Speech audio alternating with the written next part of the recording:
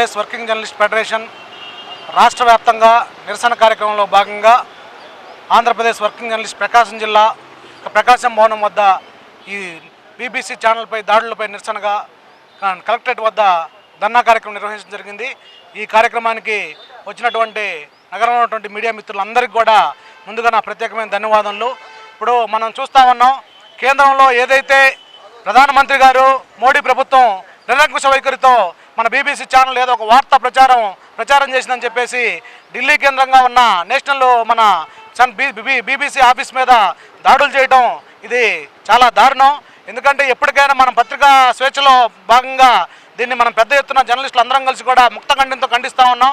రాబోయే రోజుల్లో కూడా మనపై కూడా దాడులు జరిగితే ఎవరు కూడా చూసే పరిస్థితి లేదు. అందువల్ల ఇప్పటికైనా జర్నలిస్టులు అందరం కూడా సంఘటితమై ఒక తాటిపైకి వచ్చి ఇట్లాంటి వాటిని కూడా ఎదుర్కోవాల్సిన అవసరం ఎంతైనా ఉంది. అట్లానే మన రాష్ట్రంలో చూస్తే ఈ మీద దాడులు జరిగితే గౌరవ ముఖ్యమంత్రి గారు ఒకటే విన్నవిస్తున్నాం, అయ్యా మీరు ఇచ్చిన జీవోలుగానే ఇవన్నీ సవరించుకోండి, మాకు ఏదైనా మా హక్కులకు భంగం కలిగించకుండా మాకు రావాల్సిన రాయితీలు కానీ హెల్త్ కార్డ్స్ కానీ మీరు ఎలక్షన్ హామీల్లో జర్నలిస్టుల ఇల్లు ట్రిపుల్ బెడ్రూమ్స్ అన్నీ హామీ ఇచ్చున్నారు. వాటన్నిటికి కూడా ఇంతవరకు 4 సంవత్సరాలు అవుతున్నా కూడా ఎక్కడ కూడా కాలయాపన తప్పితే మీరు ఇచ్చిన హామీని ఎక్కడ కూడా ఇంప్లిమెంట్ దాఖలు లేవు. అట్లానే మార్చి 31 తోటి 2022-23 సంబంధించి అక్రిడేషన్ కూడా అయిపోతుంది. దాన్ని కూడా పరిగణన తీసుకోవాలి. అట్లానే సన్నకారు విలేకరులు అని చెప్పేసి ఇవన్నీ కూడా యూట్యూబ్ ఛానల్స్కి వీటన్నిటికి కూడా ప్రాతినిధ్యం లేకుండా ఎక్కడ కూడా అక్రిడేషన్ కార్డులు ఇవ్వకుండా దీని మీద కూడా ఒక దృష్టి సాధించాలి. అలాగే అక్రిడేషన్ కమిటీల్లో కూడా ఏదైతే పాత పద్ధతిలో ఎవరికైతే అక్రిడేషన్ కమిటీల్లో యూనియన్లకు ప్రాధాన్యత ఉందో వాళ్ళ ప్రాతినిధ్యంతో ఈ అక్రిడేషన్ కమిటీ చైర్మన్లను కలుపుకొని జిల్లాలో రాష్ట్ర వ్యాప్తంగా ఉన్న జర్నలిస్టులందరికీ కూడా అక్రిడేషన్ మంజూరు చేసే విధంగా చర్యలు తీసుకోవాలి. రాబోయే రోజుల్లో కూడా ఆంధ్రప్రదేశ్ వర్కింగ్ జర్నలిస్ట్ ఫెడరేషన్ శాఖ ఎప్పుడైనా ఎలాంటి దాడులు జరిగినా జర్నలిస్టుల సంక్షేమం కోసం జర్నలిస్టుల కోసం ముందుంటుంది. ఇప్పుడు కూడా మనం నగరంలో ఇటీవల కాలంలో నెల్లూరులో చూసాము, ఎంత కిరాతకంగా చేశారో, మంగళగిరిలో చూసాము. ఇవన్నీ మనం చూస్తూ ఉన్నాం. ఇప్పటికైనా మనందరం ఒక తాటిపైకి వచ్చి మన మీద జరుగుతున్న దాడుల్ని ఖండించాలి. ఎందుకంటే పత్రికా స్వేచ్ఛలో మనకంటూ ఒక హక్కులు ఉన్నాయి. ఆ హక్కులందరినీ కూడా మనం కాపాడుకోవాల్సిన బాధ్యత.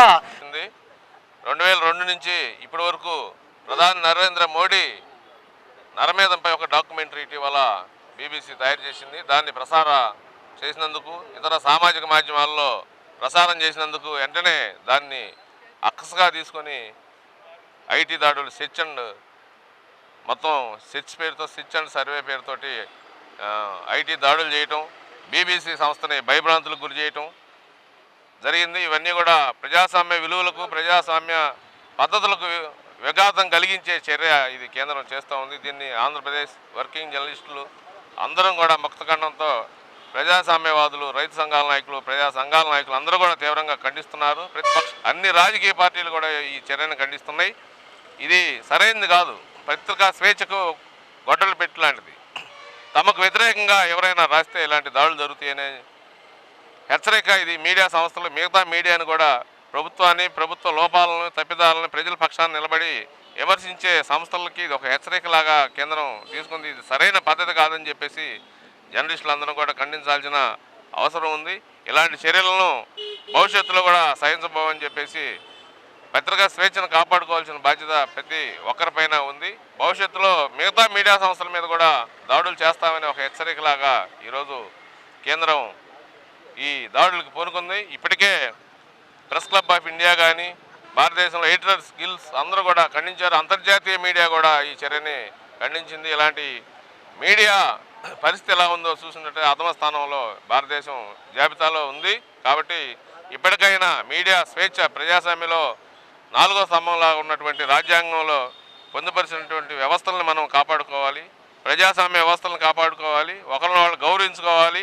ఏమైనా లోపాలు చెప్పినప్పుడు వాటిని సరిచేసుకొని ప్రజలకి జవాబుదారీతనంగా ఉండాలి తప్ప తప్పులు చూపించిన వాళ్ళ మీద దాడులు చేయటం, ప్రతి దాడులు దిగటం, విమర్శలు చేయటం, ఐటీల పేరుతో ప్రభుత్వం కొన్ని వ్యవస్థలు పెట్టుకుంది. ఆ వ్యవస్థలతోటి వాటిని దుర్వినియోగం చేసి ఐటీ మధ్య చూసినట్లు ఐటీ దాడులు కానీ రకరకాలు సిబిఐ దాడులు ఇవన్నీ కూడా రాజకీయాలని అణిచివేయడానికి, ప్రతిపక్షాలు గొంతు నొక్కడానికి ఇవన్నీ కూడా ఈ దాడులు చూస్తూనే ఉన్నాం.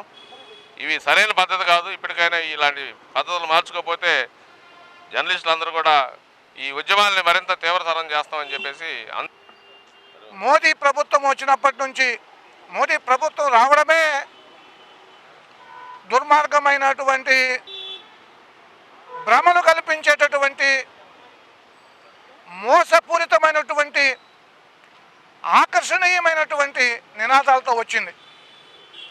ఆ ఆకర్షణీయమైన నినాదాలని మోసపూరిత నినాదాలతో వచ్చినటువంటి వారిని మీరు చెప్పింది ఏమిటి, మీరు చేసింది ఏమిటని 4-5 సంవత్సరాల పరిపాలన తర్వాత అయినా అడిగేదానికి ఎవరైనా ముందుకొస్తే వారిని నిర్బంధానికి గురి చేయటమో తీవ్రమైనటువంటి ఒత్తిడికి గురి చేయటమో చేసి భయభ్రాంతులను చేయాలనేటువంటి దుష్ట పన్నాగంతో వ్యవహరిస్తుంది మోడీ ప్రభుత్వం. మోడీ ప్రభుత్వం చేసేటటువంటి చిన్న చితక విషయము, మీరు ఎదగాలంటే మీడియా కావాలి, మీరు మీ గొప్పను చెప్పాలంటే మీడియా కావాలి. అలానే మీ తప్పులను ఎత్తి చూపించడానికి మటుకు మీడియా అవసరం లేదా? ఎత్తి చూపించినప్పుడు మీరు ఎలాంటి దాడులు నిర్వహిస్తారా? వాళ్ళ నోరు మూపించడానికి మీరు ఎంతవరకైనా వెళ్తారా? దీన్ని మేము ఖండిస్తున్నాం. ఈ విధంగా ఒక్కళ్ళ మీద ఈ రకంగా దాడి జరిగినా కూడా మిగతా వాళ్ళందరం కూడా మేము సంఘటితమయ్యి మొత్తం ఆ రిపోర్ట్ ఆధారంగానే బీబీసీ డాక్యుమెంటరీ తీసింది. నిజానికి బీబీసీ డాక్యుమెంటరీ మీద నెగిటివ్ ఒపీనియన్ ఉంటే దాని మీద ఒక ప్రెస్ కాన్ఫరెన్స్ పెట్టి దాని మీద వివరణ ఇవ్వాలి నిజమైనటువంటి పొలిటీషియన్స్ యాజ్ ఎ డెమోక్రసీని ఒప్పుకునేవాళ్ళు. కానీ అలా కాకుండా ఇవాళ బీబీసీ మీద దాడులు చేయిస్తూ సత్యాల్ని ప్రకటించేటువంటి జర్నలిస్టుల్ని భయభ్రాంతులకు గురి చేస్తే రానున్న రోజుల్లో మరింతగా ఫ్యాసిజం వైపు వెళ్ళేటువంటి పరిస్థితిని ఈ దేశంలో మోడీ తీసుకొస్తున్నాడు. దాన్ని ఇవాళ మనం జర్నలిస్టులందరిగా దాన్ని ఖండించాలి, ఐక్యంగా దీని మీద ఉద్యమించాలని చెప్పి